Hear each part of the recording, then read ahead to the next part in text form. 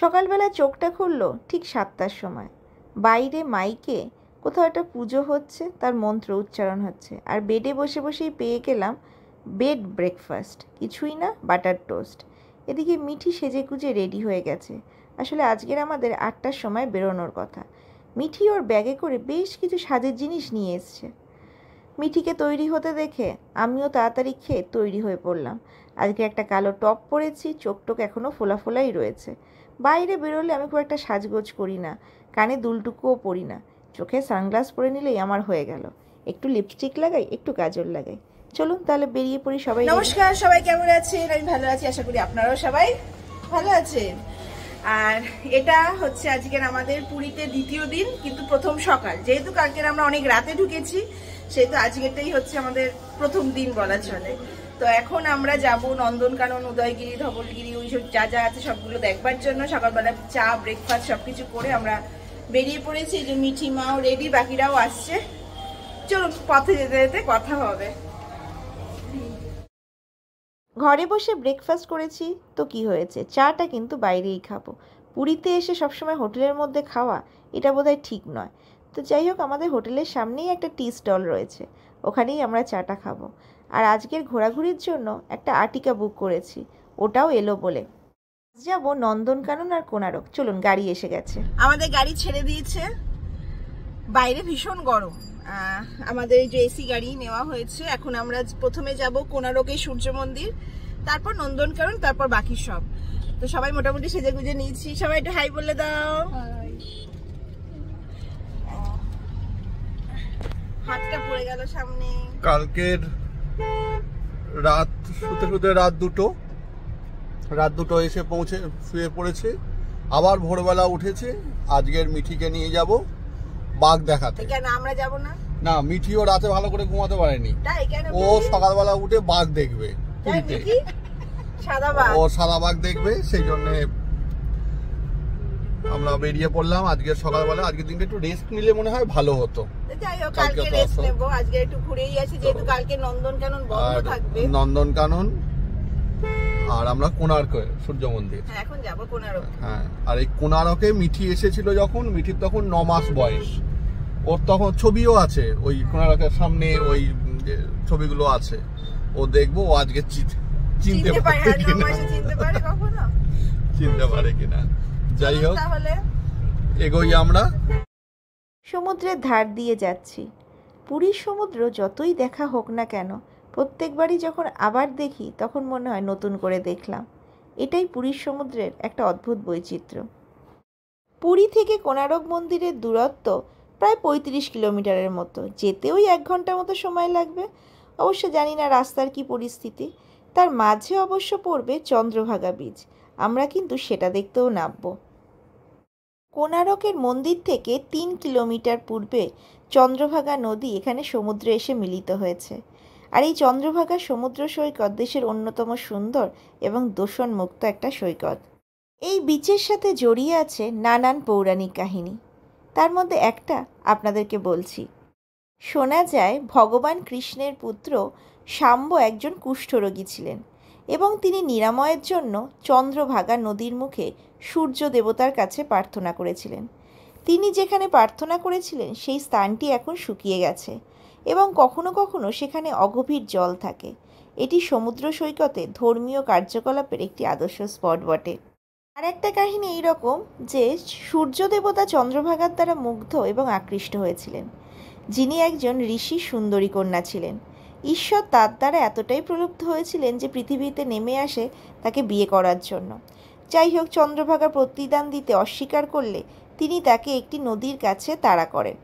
অবশেষে তিনি নদীতে ঝাঁপ দিয়েছিলেন এবং নিজের সতীত্ব রক্ষার জন্য আত্মহত্যা দিয়েছিলেন।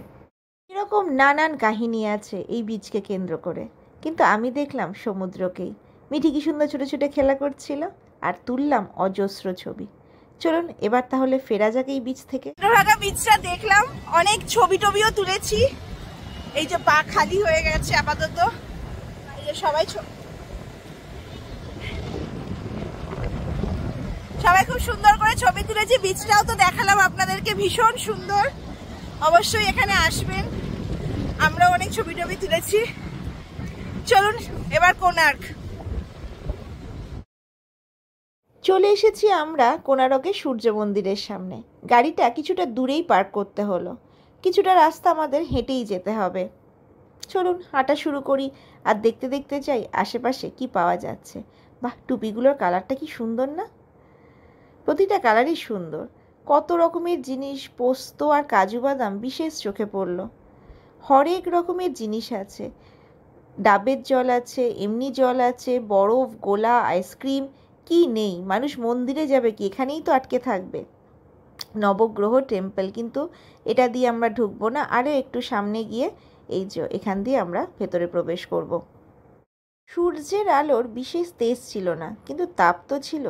বাইরেটা তাই বেরিয়ে ভালোই গরম লাগছে। আর এত মানুষ একটা জায়গায় হলে গরমটা না স্বাভাবিকভাবে আরও বেড়েই যায়। কত যে মানুষ এসছে কি বলবো। আসলে পরপর 3টে দিন ছুটি তো, অনেকেই কিন্তু চলে এসছে। আমরা যেমন হুট করে গেলাম, কিছু মানুষ প্ল্যান করেই আগে থেকে টিকিট কেটে এসছে। আমরা প্ল্যান করিনি বলেই এত রাতের ট্রেনে আসতে হয়েছে আমাদের। যাই হোক, গতকালটা তো পুরোটাই নষ্ট। আর ওই যে দেখা যাচ্ছে কোণারকের মন্দিরের চূড়া, একদম সামনেটায় চলে এসেছি আমরা। প্রথমে গিয়ে টিকিট কাটতে হবে, 40 টাকা করে টিকিট। আর 12 বছরের নিচে বাচ্চাদের টিকিট লাগে না, তাই আমাদের মিঠির টিকিট লাগবে না, কিন্তু আমাদের টিকিট লাগবে। অনলাইনেও জানেন তো এখানে টিকিট কাটা যায়, তাও কি আপনাকে লাইনে দাঁড়াতে হবে। কিন্তু প্রথমেই যেটা করলাম সেটা হচ্ছে টিকিট কাটার লাইনে একজন গেল বটে, কিন্তু বাকিরা আমরা ছবি তুলতে ব্যস্ত হয়ে পড়লাম। আর এখানে অজস্র ক্যামেরাম্যান ঘোরে জানেন তো, আপনাকে এমন পটাবে যে আপনি ছবি তুলতে বাধ্যই হবেন। তো আমার দাদা মোটামুটি এক জায়গায় দাঁড়িয়ে 20-25টা ছবি তুলে ফেললো। মিথ্যে বলবো না, আমিও ছবি তুলেছি, একটা দুটো না, আমিও 4-5টা ছবি তুলেছি। বাবা হোটেলেই থেকে গেছে, বাবা বেরোবে না বলে আসতে পারেনি। আমি, মা, দাদা, বৌদি আর মিঠি। আর এই যে এখানে চলছে ফটো সেশন। কত কায়দা করে ছবি তুলতে দেখেছেন? আমার মার ছবি তুলতে গিয়ে বলছে ওনাকে একদম সিবিআই অফিসারের মতো লাগছে। মা তো বেজায় খুশি, আর আমরা হেসে পাচ্ছি না। যা খুশি তাই বলে মানুষকে মন গলানো আর কি। টিকিট আমাদের কাটা হয়ে গেছিলো। ফটো সেশন পর্ব শেষ হলেই আমরা এবার গুটি গুটি পায়ে মন্দিরের দিকে এগোবো। আচ্ছা, আপনারা কতবার করে পুরীতে এসেছেন? কমেন্টে আমাকে অবশ্যই জানাবেন। আর কোণারকের মন্দিরেই বা কতবার এসেছেন সেটাও কিন্তু জানাতে ভুলবেন না। আসলে আমার খালি মনে হয় পুরীতে বোধহয় সব মানুষই এসেছে। নিশ্চয়ই তাদের কোনো অভিজ্ঞতা আছে, অবশ্যই কিন্তু কমেন্টে শেয়ার করবেন। আপনাদের গল্প শুনতে আমার খারাপ লাগবে না। প্রথমেই 2টো স্কাল্পচার এখনও এত সুন্দর রয়েছে, কত বছর আগেকার জিনিস। চলুন ভেতরে ঢুকে পড়েছি, আপনাদেরকে মন্দিরটাও দেখাই আর তার সাথে কিছু পৌরাণিক গল্পও আলোচনা করি। মন্দিরটি 1255 খ্রিস্টাব্দে পূর্ব গঙ্গ রাজবংশের প্রথম নরসিংহদেব নির্মাণ করেছিলেন। মন্দিরের কমপ্লেক্সটি একটি বিশাল রথের আকৃতিতে তৈরি করা হয়েছে। মন্দির গড়ে ওঠার পেছনে 2টি মত আছে। প্রথমত, পূর্বগঙ্গ রাজবংশের নরসিংহদেব 1232 থেকে 1255 খ্রিস্টাব্দে প্রথম বাংলা জয়ের স্মারক রূপে চন্দ্রভাগা নদীর তীরে প্রাচীন মিত্রাবনে অর্থাৎ আজকের এই কোণারকে এই মন্দির প্রতিষ্ঠা করেছিলেন। দ্বিতীয়ত, পুরাণ মতে শ্রীকৃষ্ণের পুত্র ছিলেন শাম্ব, যিনি রূপে ছিলেন অত্যন্ত নয়নভোলানো, সমস্ত মহিলাদের নজর কাড়তেন। শাম্ব একদিন নারদের ডাকে সাড়া দিতে ভুলে গেলে নারদের মনে প্রতিশোধ স্পৃহা জাগে। একদিন কৃষ্ণ যখন গোপিনীদের সাথে লীলায় ব্যস্ত, তখন নারদের মন্ত্রণায় শাম্ব সেখানে ঢুকে পড়ে। সেই সময় গোপীদের নজর তার ওপরে গিয়ে পড়ে। তখন কৃষ্ণ প্রচুর রেগে গিয়ে তাকে অভিশাপ দানের আয়োজনে শাস্তি দেন যে তার সব রূপ হারিয়ে যাবে। তখন মনের দুঃখে কাঁদতে কাঁদতে সে কোণারকে সমুদ্রের তীরে এসে সূর্যদেবকে কঠোর তপস্যায় মুগ্ধ করে নিজের হারানো রূপ ফিরে পেয়ে সমুদ্র তীরে এই মন্দির প্রতিষ্ঠা করেন। যদিও মন্দিরে সূর্য দেবতার যে বিশাল বিগ্রহ ছিল তা এখন আর নেই। কালের করাল গ্রাসে স্থাপনার অনেকটাই আজ ধ্বংসপ্রাপ্ত। এর অবশ্য কয়েকটা কারণ আছে। প্রথমত, বাংলার সুলতান সুলাইমান খান কররানীর সেনাপতি কালাপাহাড়ের আক্রমণে কোণার্ক মন্দির প্রথম ধ্বংসপ্রাপ্ত হয়। উড়িষ্যার ইতিহাস অনুযায়ী কালাপাহাড় 1508 সালে কোণার্ক আক্রমণ করেন। দ্বিতীয়ত, নরসিংহদেব মুসলিম মেয়েকে বিয়ে করার জন্য বহিষ্কৃত হন, তাই তিনি নিজে মন্দির ধ্বংস করেন। তৃতীয়ত, 1626 সালে খোর্দার তৎকালীন রাজা পুরুষোত্তম দেবের পুত্র নরসিংহদেব সূর্যদেবের বিগ্রহটি পুরীর জগন্নাথ মন্দিরে নিয়ে যান, যেখানে একটি পৃথক মন্দিরে সূর্য ও চন্দ্রদেবতার বিগ্রহ স্থাপন করা হয়। শুধু বিগ্রহই নয়, তিনি কোণার্ক মন্দির থেকে কারুকার্য করা অনেক পাথর পুরীর মন্দিরে নিয়ে যান। চতুর্থত, পর্তুগিজ জলদস্যুদের ক্রমাগত আক্রমণের ফলে কোণার্ক বন্দর বন্ধ করে দেওয়া হয়। পর্তুগিজ জলদস্যুদের দস্যুবৃত্তি করতে অসুবিধা হওয়ার জন্য পর্তুগিজ দস্যুরা কোণার্ক মন্দিরের মাথায় অবস্থিত অতি শক্তিশালী চুম্বকটি নষ্ট করে দেয়। 1800 শতক নাগাদ কোণার্ক মন্দির তার সকল গৌরব হারিয়ে পরিত্যক্ত অবস্থায় পড়ে থাকে। মন্দিরের অনেক অংশ বালির নিচে চাপা পড়ে যায়। মন্দির চত্বরও ওর আশেপাশের এলাকাও ধীরে ধীরে ঘন অরণ্যে ছেয়ে যায়। বুনো জন্তুরা বাসা বাঁধে মন্দিরের ভেতর। জলদস্যু ও ডাকাতের আস্তানায় পরিণত হয় কোণার্ক মন্দির। সে সময় দিনের আলোতেও সাধারণ মানুষ এর ত্রিসীমানায় যেত না। বিংশ শতাব্দীতে প্রত্নতত্ত্ববিদরা কোণার্ক মন্দির পুনরাবিষ্কার করেন। 300 বছর ধরে বালি স্তূপের নিচে অনাদর ও অবহেলায় পড়ে থাকা এই সূর্য মন্দিরটিকে 1904 সালে বড়লাট লর্ড কার্জন উদ্ধার করেন। তবে তারও আগে কোনো বিপর্যয়বশত মূল সূর্য মন্দিরটি অবলুপ্ত হয়। আমরা যেটাকে মন্দির হিসাবে দেখি সেটা আসলে নাট মন্দির, মূল মন্দির নয়। ফলে লোকচক্ষুর সামনে উন্মোচিত হয় কোণার্ক মন্দিরের অপূর্ব স্থাপত্যশৈলী, বিস্ময়কর ভাস্কর্য কীর্তি ও অন্যান্য শিল্প সম্ভার। ঘুরতে ঘুরতে হঠাৎ খেয়াল করলাম, আরে আমি তো একা হয়ে পড়েছি, আমার বাড়ির লোক তো কেউ আমার সাথে নেই। আসলে মন্দিরের প্রতিটা দেওয়াল যেন ইতিহাসের কথা বলে। একা একা সব দেখতে দেখতে কখন যে ওদের থেকে আলাদা হয়ে গেছি টের পাইনি। কিন্তু বেশ ভালো লাগছে জানেন। যদিও আমি এই মন্দিরে আগেও এসেছি, তবুও কেন জানি না মনে হচ্ছে আজ যেন নতুন করে আবার দেখলাম। কোণার্ক নামটি সংস্কৃত কোণ এবং অর্ক অর্থাৎ সূর্য শব্দ দুটি সমন্বয়ে গঠিত, যা মন্দিরের উল্লেখিত সৌরদেবতা সূর্যকে উৎসর্গ করা হয়েছিল।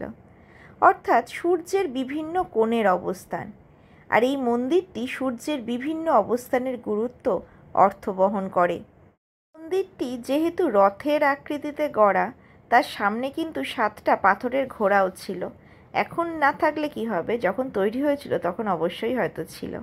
আর রথের কাঠামোতে 12টি বিশাল চাকা রয়েছে এবং প্রতিটিতে 4টি স্পোকও রয়েছে।